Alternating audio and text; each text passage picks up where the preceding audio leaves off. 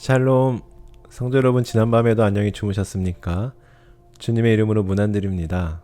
오늘은 3월 27일 목요일입니다. 우리 어제 수요 신앙강좌 2기 두 번째 강의가 은혜 가운데 진행되었는데요. 어제 강의를 통해 금식, 무엇을 먹고 무엇을 끊을 것인가에 대해 담임 목사님께서 이해하기 쉽게 설명해 주셨었죠. 우리 혹시 어제 못 오신 분들은 업로드된 영상을 참고하시면 금식에 대해 제대로 알 수 있는 좋은 시간이 될 것이라 생각됩니다. 그럼 이제 이어서 오늘 통독할 범위 함께 살펴볼 텐데요. 오늘 통독하실 범위는 사무엘 하 10장부터 12장까지의 말씀입니다. 먼저 사무엘 하 10장은 다윗이 암몬과 싸우는 장면을 그리고 있습니다. 어느 날 암몬이라는 나라의 왕 나하스가 죽게 되었고 그의 아들 한운이 새 왕이 되었습니다. 그리고 다윗은 새 왕인 한운에게 조문 사절단을 보내어 위로합니다. 하지만 한운의 신하들은 의심하며 왕에게 말합니다. 왕이시여, 다윗이 정말로 우리를 위로하려고 사절단을 보낸 게 아닐 겁니다. 아마 우리 땅을 정탐하고 공격하려고 보낸 걸 겁니다. 하고 말이죠. 그래서 한운은 신하들의 말을 믿고 다윗의 사절단을 모욕적으로 대했습니다. 그들의 수염을 반쯤 깎아버렸고 옷을 허리 아래까지 잘라버린 후 수치스럽게 이스라엘로 돌려보낸 것이죠. 이 소식을 들은 다윗은 몹시 화가 났습니다. 그래서 요압과 군대를 보냅니다. 이에 대해 암몬은 아람과 연합하여 싸웠는데 요압이 지혜롭게 군대를 배치하여 암몬과 아람을 물리쳤습니다. 아람은 다시 군대를 모아 공격했으나 이번에는 다윗이 직접 출전하여 대승을 거두게 됩니다. 이후 아람은 이스라엘을 두려워하며 더 이상 암몬을 돕지 않았습니다. 다음으로 사무엘하 11장은 다윗이 큰 실수를 저지르게 되는 이야기인데요. 앞선 전쟁이 있던 그해 왕들은 보통 전쟁터로 나가 나라를 지켰습니다. 그러나 다윗은 예루살렘에 남아있던 상태였는데요. 그런데 그때 우연히 왕궁 옥상을 거닐다가 우리아의 아내인 밧세바 여인이 목욕하는 모습을 보게 됩니다. 다윗은 밧세바에게 홀딱 빠지게 되었고 신하를 보내어 그녀를 왕궁으로 데려오게 합니다. 그리고 곧바로 그녀와 동침하였으며 이로 인해 밧세바는 임신을 하게 됩니다. 이처럼 밧세바가 임신했다는 소식을 들은 다윗은 어떻게든 문제를 숨기려 합니다. 그래서 여러 잔머리를 굴리다가 결국 밧세바의 남편인 우리아를 죽게 만듭니다. 그 후 다윗은 밧세바를 왕궁으로 불러 자신의 아내로 삼았는데요. 이 일에 대해 성경은 다윗이 행한 그 일이 여호와 보시기에 악하였다라고 평가하고 있습니다. 마지막으로 사무엘하 12장은 다윗이 밧세바와의 죄를 범한 후 하나님께서 그를 책망하시는 이야기인데요. 하나님께서는 선지자 나단을 보내어 다윗을 책망하게 하셨고 이에 대해 다윗은 즉시 회개하였습니다. 그리고 하나님께서는 다윗의 죄는 용서하셨지만 그 죄의 대가는 치르게 하셨습니다. 그래서 다윗과 밧세바 사이에서 태어난 아이가 죽게 되었고 이후 다윗과 밧세바 사이에서 또 다른 아들이 태어났는데 그가 바로 솔로몬입니다. 이러한 말씀 가운데 오늘 함께 묵상할 말씀은 나단의 책망에 해당하는 사무엘하 12장 7절부터 15절 상반절까지의 말씀입니다. 제가 읽어드리겠습니다. 나단이 다윗에게 이르되 당신이 그 사람이라. 이스라엘의 하나님 여호와께서 이와 같이 이르시기를 내가 너를 이스라엘 왕으로 기름 붓기 위하여 너를 사울의 손에서 구원하고 내 주인의 집을 내게 주고 내 주인의 아내들을 내 품에 두고 이스라엘과 유다 족속을 내게 맡겼느니라. 만일 그것이 부족하였을 것 같으면 내가 내게 이것저것을 더 주었으리라. 그러한데 어찌하여 내가 여호와의 말씀을 업신여기고 나 보기에 악을 행하였느냐. 내가 칼로 햇사람 우리아를 치되 암몬 자손의 칼로 죽이고 그의 아내를 빼앗아 내 아내로 삼았도다.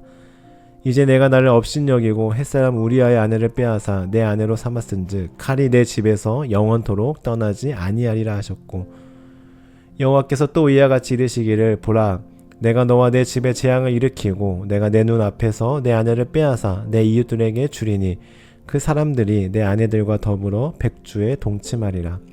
너는 은밀히 행하였으나 나는 온 이스라엘 앞에서 백주의 이 일을 행하리라 하셨나이다 하니 다윗이 나단에게 이르되 내가 여호와께 죄를 범하였노라 하매 나단이 다윗에게 말하되 여호와께서도 당신의 죄를 사하셨나니 당신이 죽지 아니하려니와 이 일로 말미암아 여호와의 원수가 크게 비방할 거리를 얻게 하셨으니 당신이 낳은 아이가 반드시 죽으리이다 하고 나단이 자기 집으로 돌아가니라.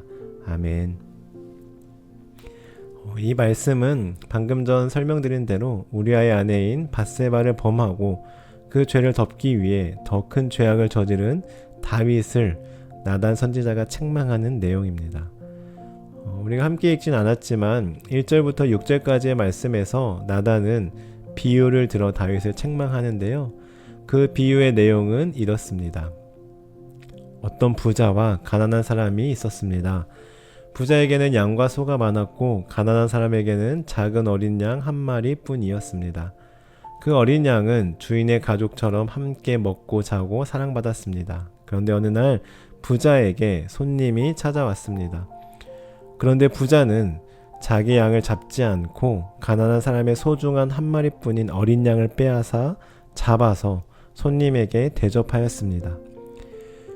이 이야기를 듣고 다윗은 그 부자는 죽어야 한다며 4배로 갚아야 한다며 분노하였습니다. 이때 나단이 다윗에게 말합니다. 당신이 바로 그 부자입니다. 하고 말이죠. 그러자 다윗이 어떻게 반응합니까? 13절에 보시면 다윗이 나단에게 이르되 내가 여호와께 죄를 범하였노라 하고 다윗은 나단을 통해 자신의 책망하는 하나님의 말씀을 듣고 즉시 회개하였습니다. 그리고 이에 대해 하나님께서는 다윗을 용서해 주셨습니다. 다만 그 죄에 대한 대가를 치르게 하셨는데요. 저는 이 말씀을 묵상하면서 누군가가 나의 잘못에 대해 나의 죄에 대해 알려주었을 때 그것을 받아들이고 회개할 수 있는 사람이 되어야겠다 하고 느끼게 되었습니다. 그 사람이 어떤 사람이든지 간에 말입니다. 오늘 나단도 보십시오. 나단은 하나님께서 보낸 선지자였습니다. 그러나 아무리 선지자여도 왕인 다윗의 입장에서는 굉장히 기분이 상했을 겁니다. 더군다나 나단의 이 화법이 굉장히 직설적이라 더 기분이 상했을 수도 있을 상황입니다. 물론 처음에는 비유를 들어 설명했지만 7절에 보시면 당신이 그 사람이다 라고 말할 때 다윗의 입장에서 얼마나 창피하고 민망하고 기분 상했겠습니까? 나단의 이 화법은 다윗에게 오히려 더 타격이 컸을 것입니다. 더 큰 충격으로 받아들여졌을 것입니다. 그러나 다윗은 해명을 한다든지 핑계를 댄다든지 아니면 기분 나쁘다고 말하지 않고 그 즉시 자신의 죄를 인정하고 회개하였습니다. 가령 내가 죄 지은 거 알긴 아는데 나도 내가 잘못한 거 알겠는데 그런데 당신이 그렇게 말하니까 굉장히 기분이 안 좋습니다 라고 말하지 않았을 뿐더러 네가 뭔데 이래라 저래라야 너 말고 다른 선지자들 많아 라고 말하지도 않았습니다. 그 사람이 누구이고 충고하는 그 사람의 말투가 어떤지를 생각하지 않고 자신의 죄에 포커스를 맞추었습니다. 그렇기 때문에 다윗은 나단의 위치와 말투에 상관없이 그 책망을 받아들이고 즉시 자신의 죄를 인정하고 회개할 수 있었던 것입니다. 여러분, 죄를 인정하는 것은 자존심 상하는 일이 아닙니다. 나의 죄를 지적하거나 알려줄 때 기분 나빠해서는 안 됩니다. 오히려 하나님께서 이 사람을 통해 나에게 기회를 주고 계시는 거구나 하고 감사하게 받아들일 수 있어야 합니다. 따라서 죄를 인정하는 것은 회개는 빠를수록 좋습니다. 회개 부분에 있어서는 자존심 상해서는 안 되며 고집 부릴 필요도 없습니다. 회개에 있어서 고집 부리면 부릴수록 나만 손해입니다. 이것은 우리가 성경에서도 사례들을 보게 되죠. 성경에 보면 자신의 죄를 인정하지 않고 회개하지 않고 오히려 핑계를 대거나 그 죄를 덮기 위해 더 큰 죄악들을 저지르다가 결국 하나님께 심판받는 장면들을 우리는 참 많이 보게 됩니다. 아담과 하와가 그랬고 동생을 죽인 가인이 그랬으며 우리가 얼마 전까지 살펴보았던 사울 왕이 그러했습니다. 또한 앞으로 등장하게 될 아합 왕과 이세벨도 나봇을 죽이고 회개하지 않은 채 계속 악행을 이어갔으며 신약에서는 가룟 유다가 회개하지 않고 결국 스스로 목숨을 끊었습니다. 이처럼 이들은 모두 죄를 짓고도 회개하지 않고 오히려 죄를 숨기려 하다가 결국 하나님께 심판을 받게 되었는데요. 우리는 오늘 말씀을 기억하면서 나단의 책망을 수용하고 즉시 회개했던 다윗처럼 누군가가 나의 죄, 나의 잘못을 알려줄 때 아니 설령 오늘 나단처럼 말투가 기분 상한다 할지라도 그 죄에 대해서만큼은 맞는 말이기 때문에 우리가 기분 나빠하지 않고 자존심 상해하지 않고 오히려 인정하고 그 즉시 회개하는 그리고 그 사람에게 오히려 고마워하는 우리 모두가 되었으면 좋겠습니다. 우리 계속해서 말씀을 보실까요? 나단의 책망을 받아들이고 즉시 회개한 이후 다윗에게 어떤 일들이 일어났습니까? 15절과 16절에 보시면 아이가 아프게 되었습니다. 그래서 다윗은 그 아이를 위하여 금식하며 땅에 엎드려 간절히 기도하였습니다. 그러나 안타깝게도 이래 만에 그 아이는 죽게 되었는데요. 이때 다윗이 어떻게 반응합니까? 20절의 말씀입니다. 다윗이 땅에서 일어나 몸을 씻고 기름을 바르고 의복을 갈아입고 여호와의 전에 들어가서 경배하고 왕궁으로 돌아와 명령하여 음식을 그 앞에 차리게 하고 먹은지라. 아멘. 즉 다윗은 자신의 아이가 죽었다는 소식을 듣고 아무렇지 않게 몸을 씻고 음식을 먹었습니다. 다시 말해 마치 아무 일도 없었다는 듯이 일상생활을 하였습니다. 그 모습을 보고 신하들은 당연히 황당하였습니다. 아니 아이가 살았을 때에는 그렇게 금식하고 우시더니 그렇게 간절히 기도하시더니 죽은 후에 어찌 이렇게 일어나서 태연하게 음식을 잡수실 수 있지? 지금 아이가 죽었는데 오히려 더 슬퍼하고 밥이 안 넘어가는 게 부모로서 정상 아닐까? 하고 아마 속으로 생각했을 것입니다. 그러나 이것은 다윗이 정신이 이상하게 되었다거나 그 아이에 대한 애정이 없어서 그렇게 행동한 것이 아니었습니다. 다윗의 이러한 행동은 하나님의 심판을 받아들이는 믿음의 태도였으며 하나님을 향한 신뢰였습니다. 즉 나단이 말한 예언을 다윗은 마음에 새기고 있었던 것이죠. 그럼에도 불구하고 혹시나 하나님께서 나를 불쌍히 여겨주실까봐 금식했을 뿐입니다. 그렇기에 그는 하나님을 원망하지 않았습니다. 오히려 이 현실을 받아들이고 더 이상 낙심하지 않고 돌이켜 다시 힘을 내어 일상의 삶을 살아간 것입니다. 그리고 이런 다윗의 모습을 보시고 하나님께서는 그에게 은혜를 베풀어 주셨는데요. 그래서 24절과 25절의 말씀을 보시면 하나님께서 그에게 새로운 아이를 선물로 보내주셨는데 그 아이가 바로 솔로몬입니다. 그리고 나단은 그 아이의 이름을 여디디야라고 불렀는데 이것은 여호와께 사랑을 입었다, 여호와께서 사랑하신다 라는 의미입니다.